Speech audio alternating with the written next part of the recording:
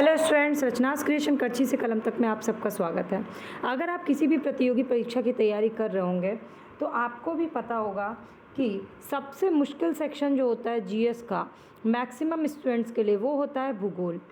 भूगोल में भी सबसे मुश्किल काम क्या होता है, ये पता करना कि क्या पढ़ना है और क्या नहीं पढ़ना है। तो अब हम भूगोल का टॉपिक्स इस तरह से कवर करेंगे किसी भी कॉम्पिटिटिव एग्ज़ाम की तैयारी के लिए कि कौन कौन से टॉपिक हैं जिससे हर साल क्वेश्चन पूछे जाते हैं, उसी टॉपिक्स को कवर करेंगे और क्या क्या क्वेश्चन पूछे जा चुके हैं और क्या क्या पूछे जा सकते हैं, दोनों ही एस्पेक्ट से हम ज्योग्राफी को कवर करेंगे। तो पहले इंडियन ज्योग्राफी कवर करेंगे। तो आज का टॉपिक है इंडियन ज्योग्राफी का, भारत का भूगोल का, पूरा भारत का सामान्य परिचय, जिससे कि 1 से 2 क्वेश्चन किसी भी प्रतियोगी परीक्षा में पूछे ही जाते हैं। और मैं कीवर्ड्स के थ्रू आप लोगों को वो पूरा भारत का सामान्य परिचय बताऊंगी। उस बीच में बैक ईयर क्वेश्चंस के साथ साथ आने वाले क्वेश्चंस भी होंगे। तो वीडियो को पूरी ज़रूर देखिएगा और अच्छी लगेगी तो लाइक, कमेंट और फ्रेंड्स से शेयर करिएगा। पहला कीवर्ड है क्षेत्रफल, यानी भारत के क्षेत्रफल से रिलेटेड क्वेश्चंस क्या क्या पूछे जा चुके हैं और क्या पूछे जा सकते हैं। पहला, भारत विश्व में क्षेत्रफल की दृष्टि से कितने नंबर पे है? 7वें नंबर पे है। ठीक, इससे तो शुरुआत के कौन कौन से हैं?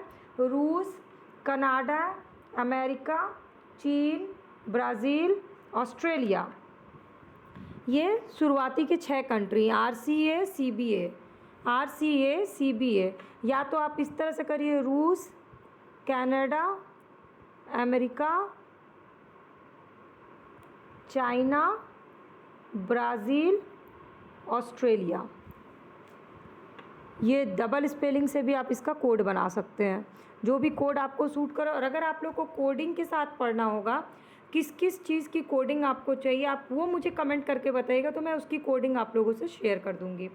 तो चलिए, अब दूसरा क्वेश्चन क्या बनता है कि जनसंख्या की दृष्टि से कौन सा स्थान है? तो 2nd नंबर पर है, चाइना नंबर 1 पे है। इसके बाद भारत का टोटल क्षेत्रफल कितना है? 32,87,263 वर्ग किलोमीटर, जिससे ना जाने कितनी बार ये क्वेश्चन पूछा गया, स्पेशली PCS के एग्ज़ाम में।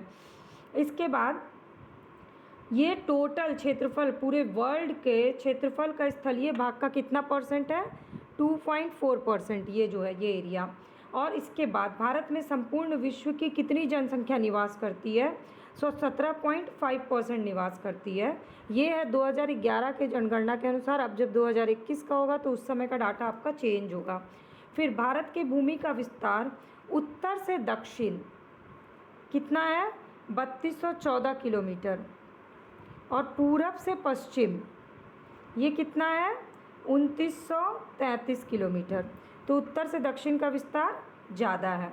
इसके बाद भारत के कुल क्षेत्रफल में गैर कानूनी ढंग से पाकिस्तान वाले कब्जे का एरिया कितना है? तो वो है आपका 78,114 वर्ग किलोमीटर, जो कि पाकिस्तान द्वारा गैर कानूनी ढंग से चीन को दे दिया गया। वो है 5180।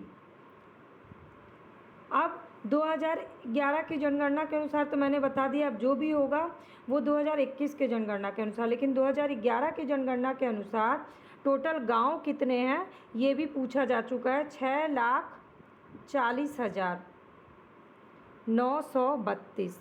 तो ये हो गया डाटा बेस्ड क्वेश्चन, जिसमें से कुछ क्वेश्चंस पूछे जा चुके हैं और कुछ पूछे जा सकते हैं। और क्वेश्चन का फॉर्म भी मैं आपको बता देती हूँ। जैसे पूछा गया, भारतवर्ष आकार में विश्व का कितना नंबर का है? तो 7वां। क्षेत्रफल की दृष्टि से भारत विश्व के देशों में कौन सा स्थान है? 7वां। इसके बाद भारत के क्षेत्रफल संसार के क्षेत्रफल का 2.4% है, परंतु इसकी जनसंख्या कितनी है? तो 17.5। तो यही सारे फैक्ट्स को घुमा फिरा के क्वेश्चंस पूछे गए किसी भी एग्ज़ाम में। अब दूसरा कीवर्ड क्या है? भारत का अक्षांशीय विस्तार। अब चलिए वो देख लेते हैं। अब अक्षांशीय विस्तार समझने के लिए पहले आपको अक्षांश रेखा समझना ज़रूरी है। ये दुनिया है, ठीक है। ये बीच में एक लाइन कटी है, 0 डिग्री, इसको बोलते हैं भूमध्य रेखा। ओके। और इसके नीचे की ये रेखाएं, तो ये जो नीचे हैं वो हैं दक्षिणी गोलार्ध, और ये जो ऊपर है ये है उत्तरी गोलार्ध। तो ये हो गई दक्षिणी अक्षांश रेखा, ये है उत्तरी अक्षांश रेखा। अब जब आप ये समझ जाइएगा तो इसमें आपको मैप में देख करके भारत का अक्षांशीय विस्तार समझ जाइएगा, क्योंकि इससे बहुत सारे क्वेश्चन पूछे जा चुके हैं और आगे के लिए भी ये बहुत इम्पॉर्टेंट टॉपिक है। तो जो इक्वेटर है यानी कि जो 0 डिग्री है उससे पृथ्वी के केंद्र से मापी गई कोणीय दूरी, जो भी कोणीय दूरी, ये रेखाएं और ये रेखाएं, यही अक्षांश रेखाएं कहलाती हैं। और बेसिकली अक्षांश रेखा जो एक काल्पनिक रेखा होती है, हो सकता है कि कथन में ये दिया जाए, तो आपको पता होना चाहिए कि अक्षांश रेखा जो है ना वो काल्पनिक रेखाएं होती हैं जो पृथ्वी के चारों ओर पूर्व से पश्चिम दिशा में विषुवत रेखा के समानांतर खींची जाती है। पूर्व से पश्चिम दिशा में विषुवत रेखा के समानांतर खींची जाती है। पृथ्वी को 2 बराबर भाग में ये बांट देती है क्योंकि बीच में आ जाता है 0 डिग्री इक्वेटर। ठीक, अक्षांश को अंश, मिनट और सेकंड में दर्शाया जाता है, ये जो होते हैं। और पृथ्वी को 2 बराबर भाग में बांटने वाले 0 डिग्री अक्षांश को भूमध्य रेखा कहा जाता है। अब जो भूमध्य रेखा या विषुवत वृत्त है, इसके उत्तरी भाग को उत्तरी गोलार्ध, दक्षिणी भाग को दक्षिणी गोलार्ध कहते हैं। और भूमध्य रेखा के उत्तर में स्थित अक्षांश रेखा को उत्तरी अक्षांश रेखा और नीचे की है दक्षिणी अक्षांश रेखा। इसी तरह से ऐसे भी लाइंस होते हैं, ग्लोब अगर आपने देखा होगा तो ये इस तरह के भी लाइंस होते हैं। ये क्या है, ये होता है पूर्वी देशांतर रेखा और ये पश्चिमी देशांतर रेखा है। तो ये यहाँ भी एक 0 डिग्री होता है सेंटर में जो बांटता है, तो एक 0 डिग्री इधर और एक 0 डिग्री इधर। तो ये जो 0 डिग्री है इसको ग्रीनविच रेखा बोलते हैं और ये वाली को भूमध्य रेखा बोलते हैं। तो और ये जो है ये लंबी लंबी लाइनों को बोलते हैं देशांतर और बेड़ी लाइन को बोलते हैं अक्षांश रेखाएं। तो बेसिक कंसेप्ट आपका ये समझना जरूरी है, तभी आप अक्षांश और देशांतर के क्वेश्चंस का आंसर दे पाइएगा। अब जैसे यदि अक्षांश रेखा को 1 डिग्री अंतराल पे खींचा जाए तो उत्तरी गोलार्ध में 89 डिग्री अक्षांश रेखा और दक्षिणी में भी 89 डिग्री अक्षांश रेखा होगी, दोनों तरफ से सेम चलता है। आप प्लीज़ मैप उठा करके देखिएगा, आपको उसमें बगल में डिग्री लिखी हुई दिख जाएगी, दोनों साइड सेम होते हैं। अब क्वेश्चंस क्या पूछे गए हैं मैं वो बताती हूँ, या क्या पूछे जा सकते हैं। प्रधान यामोत्तर रेखा किसे कहा जाता है, ये क्वेश्चन पूछा गया। तो ये क्या होता है, जो भूपृष्ठ है उसमें उत्तरी और दक्षिणी ध्रुव को मिलाने वाली जो काल्पनिक रेखा है जो पृथ्वी को 2 बराबर भाग में बांटती है, उसको बोलते हैं प्रधान यामोत्तर रेखा यानी ग्रीनविच मीन टाइम। ये रेखा लंदन के ग्रीनविच शहर से गुजरती है। कहाँ से गुजरती है, ये क्वेश्चन पूछा जा चुका, लंदन से। और प्रधान यामोत्तर रेखा को 0 डिग्री देशांतर भी कहते हैं। अब प्रधान यामोत्तर के पूर्व और पश्चिम में और उत्तर और दक्षिण ध्रुव को मिलाने वाली काल्पनिक रेखाओं को देशांतर रेखा, लंबी लंबी रेखा देशांतर और बेड़ी बेड़ी रेखा अक्षांश कहलाई जाती है। ये जो है ना ये समानांतर नहीं होती हैं, आपने देखा होगा ग्लोब में ये यू शेप ऐसे करके होती हैं, ये समानांतर नहीं होती हैं, इसलिए ये भी एक फैक्ट है जो कि कथन में पूछा जा सकता है। ध्रुवों से विषुवत रेखा की ओर जब बढ़िएगा आप, ध्रुव जो ये ऊपर होते हैं ग्लोब में, तो विषुवत रेखा की ओर जब बढ़िएगा आप, विषुवत रेखा कहाँ है, सेंटर पे जो काटती है, देशांतर रेखा की मध्य की दूरी बढ़ती जाएगी। क्यों, क्योंकि ऐसे आप इधर से बढ़े तो यहाँ से आप धीरे धीरे बढ़ते गए तो ये दूरी जो है ना ये बढ़ती चली गई। और विषुवत रेखा पे देशांतर रेखाओं के बीच अधिकतम दूरी होती है, यानी यहाँ ये जो लाइन है ना, तो देशांतर रेखाओं के बीच की जो गैप होता है ना वो सबसे ज़्यादा यहीं पर होता है विषुवत रेखा। वो कितना होता है ये पूछ सकता है आपके लिए, 111.33 किलोमीटर, 111.33 किलोमीटर दूरी होता है ये डिस्टेंस। ये बहुत इम्पॉर्टेंट है आपके लिए। भारत पूर्णतः किस पे स्थित है, उत्तरी गोलार्ध पे स्थित है, यानी ऊपर वाले सेक्शन पे। और इसकी मुख्य भूमि क्या है ये पूछा जा चुका है, 8 डिग्री 4 और 37 डिग्री 6 उत्तरी अक्षांश और 68 डिग्री 7 से 97 डिग्री 25 पूर्वी देशांतर। ये बहुत इम्पॉर्टेंट है याद करना, क्योंकि ऑप्शन देखते ही इसमें कन्फ्यूजन शुरू हो जाता है। तो ये है उत्तरी अक्षांश 8.4 से 37.6 और ये नीचे वाला जो है पूर्वी देशांतर में 68.60 से 97.25 इसके बीच में फैली हुई है। और टोटल उष्ण कटिबंधीय क्षेत्र है ये, इसका विस्तार कितना है 23.30 उत्तरी और दक्षिणी अक्षांश के मध्य। ये सबसे इम्पॉर्टेंट क्वेश्चन है जो कि बहुत सारे पीसीएस एग्जाम में पूछा जा चुका है। अब संपूर्ण भारत का अक्षांशीय विस्तार पूछा जाए अगर, तो संपूर्ण भारत का अगर अक्षांशीय विस्तार होगा तो 6 डिग्री 4 पॉइंट से 37 डिग्री 6 उत्तरी अक्षांश है, ये एग्जैक्ट है। अतः भारत का विस्तार उष्ण और उपोष्ण दोनों कटिबंध में। तो हमें क्या क्या फैक्ट मिल गए? एक तो उष्ण कटिबंधीय है ये पूरा नॉर्थ, लेकिन भारत का विस्तार क्या है? उष्ण और उपोष्ण दोनों कटिबंध में है। ओरिजिनली भारत का विस्तार पूरा कितना है? 6 डिग्री 4 पॉइंट से 37 डिग्री 6 पॉइंट उत्तरी अक्षांश, और ये संपूर्ण भारत का विस्तार है। लेकिन भारत प्रॉपर स्थित कहाँ है, किसके किसके बीच? तो ये उसका आंसर ये होगा। टोटल की डिस्टेंस कितना है ये देशांतरों के बीच में? 111.33 किलोमीटर। ये हो गए अक्षांशीय विस्तार से रिलेटेड क्वेश्चन। जैसे कि क्वेश्चन पूछा जा चुका है, भारत विस्तृत है कहाँ से कहाँ तक, ये 2-3 बार ये क्वेश्चन पूछा जा चुका। अब अगला कीवर्ड क्या है जिससे पूछा जाता है? वो है भारत और कर्क रेखा। तो चलिए वो भी देख लेते हैं। तो अगला कीवर्ड है कर्क रेखा। भारत का मैप थोड़ा सा अगर गड़बड़ बना हो तो उसको आप लोग वो मत करिएगा, मैंने फटाफट से बना के आपको बस समझाने के लिए बनाया है।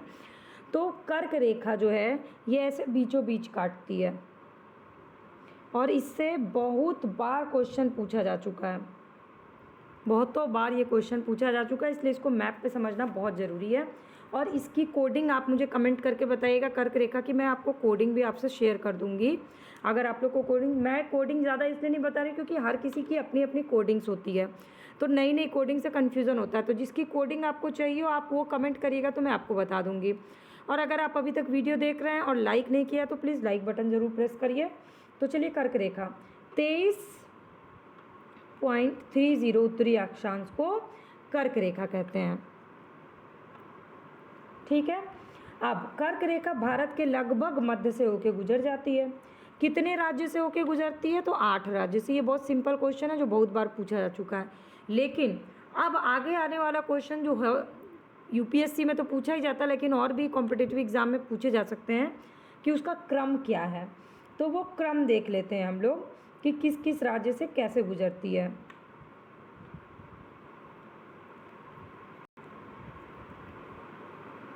GRMC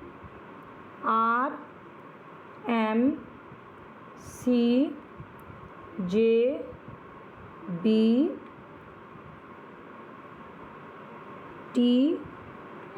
यहाँ से ऐसे जाती है। अब ये क्या है? तो ये 8 राज्य क्या है? गुजरात, राजस्थान, मध्य प्रदेश, छत्तीसगढ़, झारखंड, पश्चिम बंगाल, त्रिपुरा, मिज़ोरम। GRMCJBTM ये हैं 8 राज्य जहाँ से कर्क रेखा गुजरती है। अब इससे क्या होता है कि सूर्य के उत्तरायण होने के बाद से ही उत्तरी गोलार्ध में धीरे धीरे दिन की अवधि बढ़ती है। जैसे कि ये क्वेश्चन पूछा जा चुका है कि 21 जून को सूर्य उत्तरायण स्थिति के सर्वोच्च बिंदु पे होता है। तो क्वेश्चन पूछा गया सूर्य उत्तरायण स्थिति के सर्वोच्च बिंदु पे कब होता है? तो इसका आंसर है 21 जून, यानी जून माह में कर्क रेखा के उत्तर जाने पे दिनों की अवधि बढ़ने लगेगी। अब इससे क्या क्या क्वेश्चन पूछा जा चुका है? एक तो कर्क रेखा किन राज्यों से होकर गुजरती है, बहुत बार पूछा जा चुका है। किन राज्यों से होकर नहीं गुजरती, ऑप्शन दिया गया, आपको आंसर लगाना है। ये सारे क्वेश्चन बहुत बार पूछे गए हैं जो आपको तैयार होना बहुत ज़रूरी है। अब ये जो है ना, इसको आपका काम है एक बार अपने असली मैप पर देखना कि आप कर्क रेखा को देखिए, क्योंकि विजुअल चीज़ें, देखी हुई चीज़ें ज़्यादा याद रहती हैं। तो आप एक बार मैप में देखिएगा तो आपको ये पूरे स्टेट याद हो जाएंगे। अब अगला कीवर्ड क्या है? कर्क रेखा के बाद भारत के भूगोल से और क्या क्वेश्चन पूछता है? तो मानक समय पूछता है। तो चलिए अब मानक समय देख लेते हैं। सबसे पहले ये मानक समय होता क्या है और इससे इतने क्वेश्चन क्यों पूछे जाते हैं? मानक समय क्या होता है? जैसे किसी भी एक देश की किसी एक मध्यवर्ती देशांतर रेखा को बीचों बीच जो होती है उसके स्थानीय समय को पूरे देश का मेन समय मान लिया जाता है और इसी को बोलते हैं मानक समय। अब जैसे भारत की प्रामाणिक मध्याह्न रेखा या भारतीय मानक समय IST, ये किसको माना गया है? तो 82 डिग्री 30 पूर्वी देशांतर। ये मैं आपको याद कराने के पर्पज़ से बोल रही हूँ, लेकिन आपको इसको प्रॉपर मैप में देखना होगा। मैप में आपको ये मिल जाएगा 82 डिग्री 30 पूर्वी देशांतर कहाँ पर स्थित है। वैसे मैं आपको बता दूँ ये कहाँ पर स्थित है, ये यूपी में इलाहाबाद।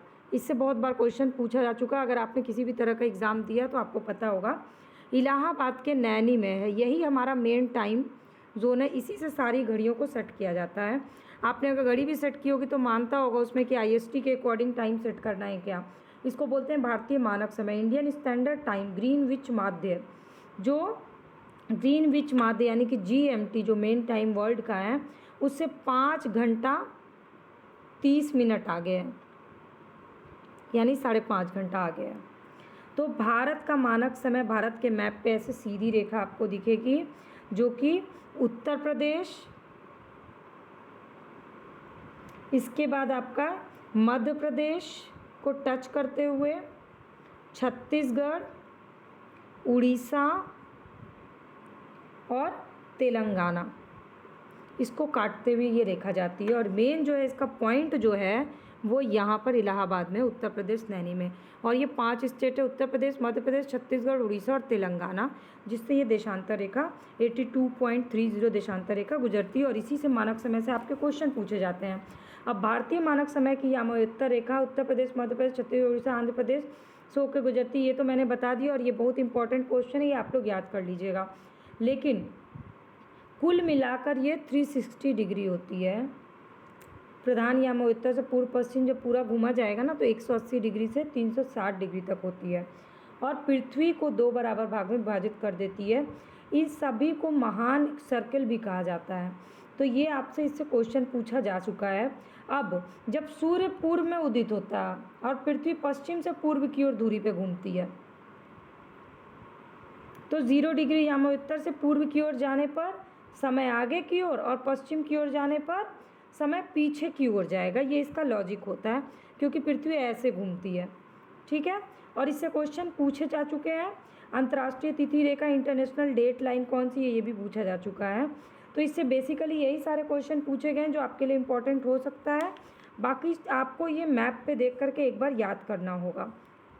भारतीय मानक समय की यामोत्तर कहाँ से नहीं गुजरती, ये क्वेश्चन पूछा जा चुका है। इसका मतलब ये आपके लिए ये 5 राज्य बहुत इंपॉर्टेंट है।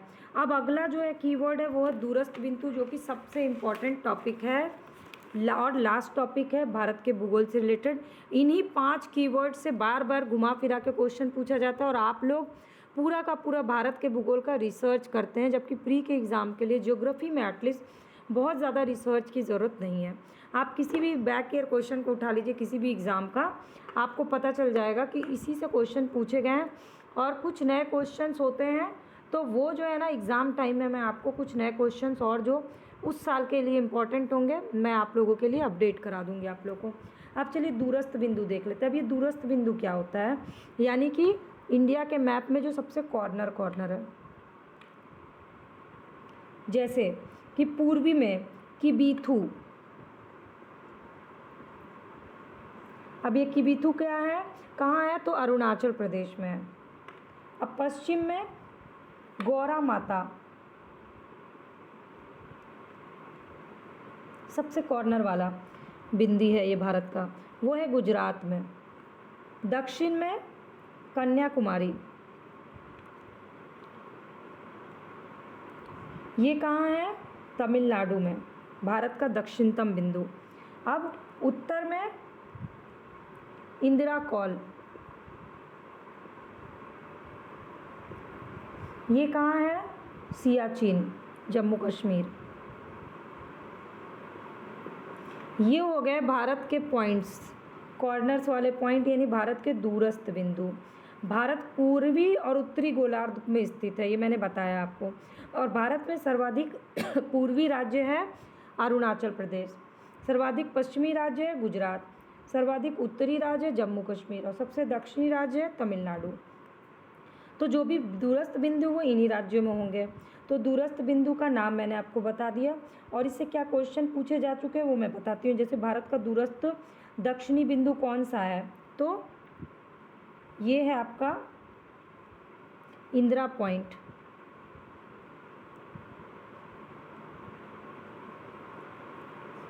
क्यों, क्योंकि ये जो है ना कन्याकुमारी से भी नीचे है। अब ये इंदिरा पॉइंट कहाँ है, इंदिरा पॉइंट है आपका यहाँ अंडमान निकोबार में। इसलिए अगर सुदूरस्थ दक्षिणी बिंदु पूछता है, यानी सुदूर पानी वाले एरिया, भारत के बाहर का भी एरिया, तो आपका आंसर होगा इंदिरा पॉइंट। और अगर भारत का दक्षिणतम बिंदु पूछता है तो आपका होगा कन्याकुमारी। ये इम्पॉर्टेंट है आपके लिए बहुत ज़्यादा ये जानना, क्योंकि इससे बहुत लोगों को कन्फ्यूज़न हो जाता है और हालांकि ऑप्शंस देता नहीं है जल्दी ये वाला। अब एक और टॉपिक है जो आपको मैप पे करना, और मैं आपको ये होमवर्क दे रही हूँ। आपका अगला टॉपिक है, इसी से रिलेटेड है, इसी का 5वां कीवर्ड। मैंने 5 कीवर्ड बताया, इसी का 6ठा कीवर्ड है इस टॉपिक का, वो है भारत के सीमावर्ती देश कौन से हैं। तो वो आपको मैपिंग में करना है। मैं आपको सीमावर्ती से देश से रिलेटेड क्वेश्चंस बताऊंगी और आपको उसका आंसर्स बताना है, क्योंकि ये सिर्फ मैपिंग वाला क्वेश्चन है। और अगर आपको इसकी कोडिंग चाहिए होगी तो मुझे मैसेज करिएगा, कमेंट करिएगा, तो मैं सीधे कोडिंग से आपको भारत के सीमावर्ती देश का बता दूंगी, याद करा दूंगी। क्योंकि अगर इस टॉपिक से मान लीजिए 100 क्वेश्चन है, 100 में से 70 क्वेश्चन जो है ना, या मान लीजिए 60 क्वेश्चन सीमावर्ती देश से पूछता है, तो आपका ये तैयार होना बहुत ज़रूरी है। तो अगर पहली बार मेरे चैनल पे आए हैं और रोज़ इस तरह से पढ़ाई की वीडियो से अपडेट रहना, तैयारी करना है, तो सब्सक्राइब बटन को क्लिक कर लीजिए, फ्री ऑफ कॉस्ट है, सारी वीडियो अपडेट आपको मिल जाया करेगी।